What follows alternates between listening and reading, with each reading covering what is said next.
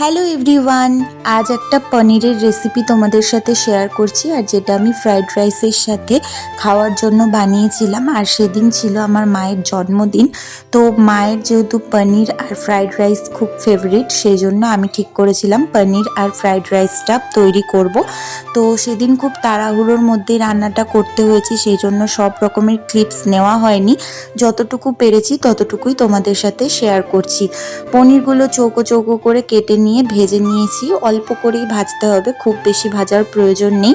তারপর পনিরটাকে ম্যারিনেশন করতে হবে, আর যার জন্য আমি 1 চামচ ঘি, গরম মশলা, লবণ, হলুদ, ফাটানো টক দই 2 চামচ মতো, আর তার সাথে একটু কাসুরি মেথি দিয়ে কিছুক্ষণ ম্যারিনেট করে রেখে দিয়েছিলাম।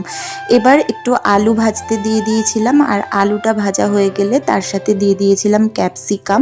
এবার এটাকে ভালো করে নাড়াচাড়া করে নিয়ে যে পনিরটা ম্যারিনেশন করে রেখেছিলাম সেই পনিরটাও দিয়ে টমেটো কুচি দিয়ে ভালো করে আরও কষিয়ে নিতে হবে। আর তারপরে একটুখানি গরম জল দিয়ে তার মধ্যে 2টো চেরা কাঁচা লঙ্কাও দিয়ে দিয়েছিলাম।